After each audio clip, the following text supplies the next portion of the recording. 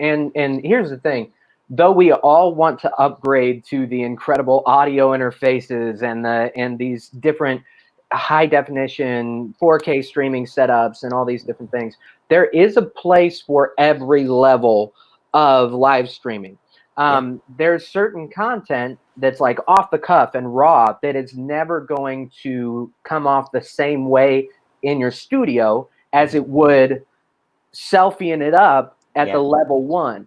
And then at level 2, that lends itself to some content types that level 3 might not, because Right. being able to have your cell phone ready to go at any moment in time is huge. So I guess I should have been probably going through these as we were talking about each That's okay. level, but let's kind of Yeah. backtrack a little bit and talk about the specific equipment. You kind of ran through some, but when you talk about level 1, what equipment do you use in that? Is that completely just cell phone, nothing else?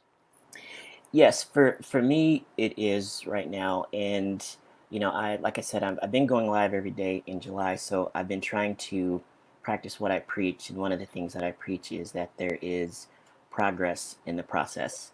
So even just looking back at my July 1st stream, I'm like, oh man, and I think it was like the second or third episode. I'm like, man, I'm going to need a lapel mic because that audio is not as good as I want.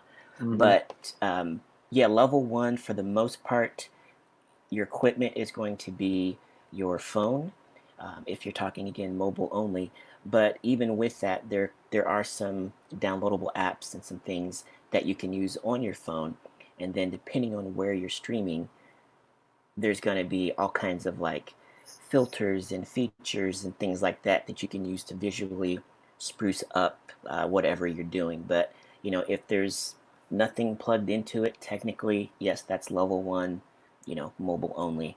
And again, it's the most, as you mentioned, Benny, it's the most flexible, and it's going to allow people to take us on a journey wherever they're at, as opposed to trying to carry around a laptop.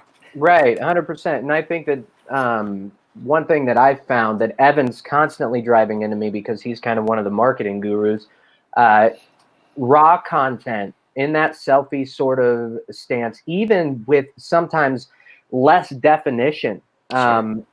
strangely enough, converts better Yeah. because it seems more organic and people want to be a part of the moment.